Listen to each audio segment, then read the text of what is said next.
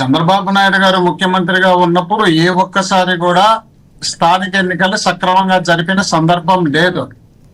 కారణం ఏమంటే రాష్ట్రంలో దాదాపు 50% పైబడి బీసీలు ఉన్నారు కాబట్టి, బీసీలు రాజకీయంగా ఎదగడం చంద్రబాబు నాయుడు గారికి ఇష్టం లేదు కాబట్టి, బీసీలు అనగదొక్కడమే ఆయనకు ధ్యేయం కాబట్టి అందులో భాగమే ఈయన స్థానిక ఎన్నికలు జరుపుకుంటున్నారు. 2014 నుండి 19 వరకు కూడా ఎన్నికలు జరపాల్సి ఉండేది. ఆ మధ్యలో కూడా ఆయన ఎన్నికలు జరపకపోవడంతో మేము అధికారంలోకి వచ్చిన తర్వాత జగన్మోహన్ రెడ్డి గారు ఎన్నికల నోటిఫికేషన్ ఇప్పించిన తర్వాత ఆ తర్వాత అప్పుడు ఎన్నికల కమిషన్ అడ్డు పెట్టుకొని కరోనా 3 కేసులు ఉంటే ఆ 3 కేసులకే పోస్ట్ పోన్ చేసినటువంటి చరిత్ర కూడా వీళ్ళది. 2019లో జగన్మోహన్ రెడ్డి గారు బీసీలకు 34% రిజర్వేషన్ కావాలని జీవో నెంబర్ 176 ఇస్తే హైకోర్టులో వేసినాక హైకోర్టులో క్లియర్ చేస్తే మళ్ళీ సుప్రీంకోర్టులో తెలుగుదేశం పార్టీకి సంబంధించినటువంటి బిర్రు రవీందర్ రెడ్డి ఇదో ఈయన కూడా ఈ ఫోటోలో ఉన్నాడు. ఈయన చంద్రబాబు నాయుడు గారికి ముఖ్య అనుచరుడేనా ఆయన రవీంద్ర రెడ్డి ఆయన ఈయనే. కాబట్టి వీళ్ళు ఎక్కడ బీసీలను ఎదగనీయకూడదన్న ఉద్దేశంలో భాగంగా చేసినటువంటి కార్యక్రమాలే తప్ప వీళ్ళు ఎక్కడ చేసిన సందర్భాలు లేవు. కాబట్టి బీసీలకు వాళ్ళు ఏం చేసినారు మేమేం చేసినారు అనడానికి ఒక ఉదాహరణగా మేము చేసినట్టు చెప్తాం. మేము లోక్సభ ఎన్నికలప్పుడు మేము ఇచ్చినటువంటి టికెట్లు 25 కాను 11 ఇచ్చినాం. మేము రాజ్యసభకు సంబంధించి 4 రాజ్యసభ మేము ఇచ్చినాము బీసీలకు మాత్రమే. మేము ఎమ్మెల్సీలకు 58 కాను 28 బీసీలకు మేము ఇచ్చినాం.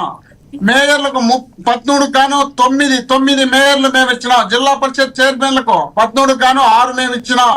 ఎంపీపీలు 636 కాను 239 అంటే 38% మేము ఇచ్చినాం. మున్సిపల్ చైర్మన్లు 84 కాను 44 మున్సిపల్ చైర్మన్ బీసీలకు ఇచ్చినాం. 53% ఇచ్చినాం.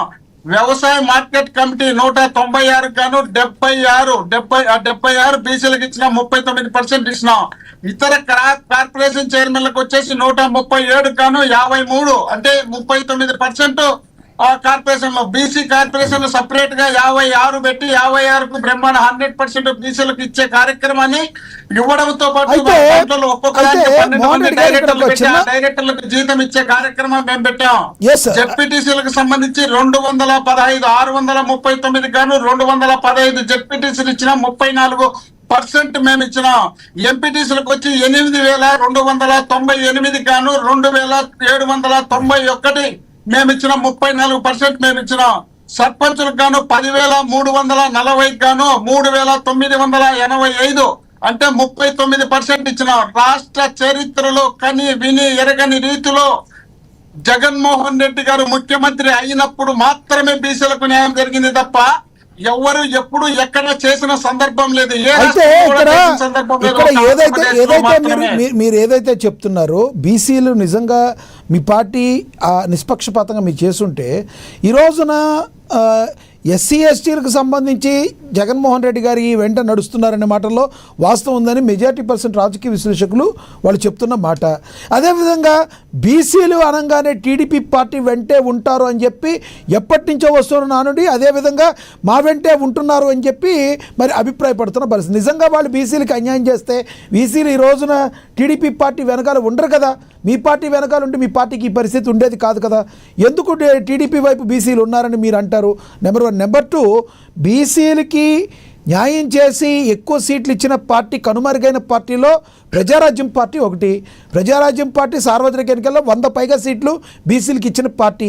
అది నామమా చరిత్రలో కలిసిపోయినప్పటికీ కూడా అది వాస్తవం కదా. ఏదీ లేదు అని మీరు ఎలా చెప్తారు? మీరు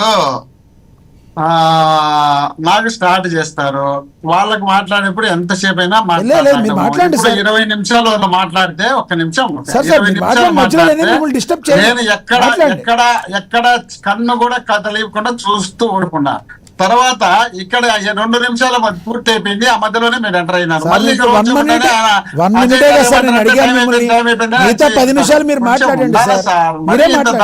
మధ్య ఎట్లా ఇప్పుడు బీసీలు అనేది తెలుగుదేశం పార్టీ పుట్టినప్పుడు అప్పుడు పార్టీ పెట్టినటువంటి నాయకుడు ఎన్టీ రామారావు గారు ఆయన బీసీలకు అప్పట్లో స్థానిక ఎన్నికలు రావడము ఇవి కల్పించడంలో 24% ఆ రిజర్వేషన్ ఆల్రెడీ మండలిలో 27% 1979లోనే మండల్ కమిషన్ అని ఒకటేసి అప్పుడే రిజర్వేషన్ పెట్టారు.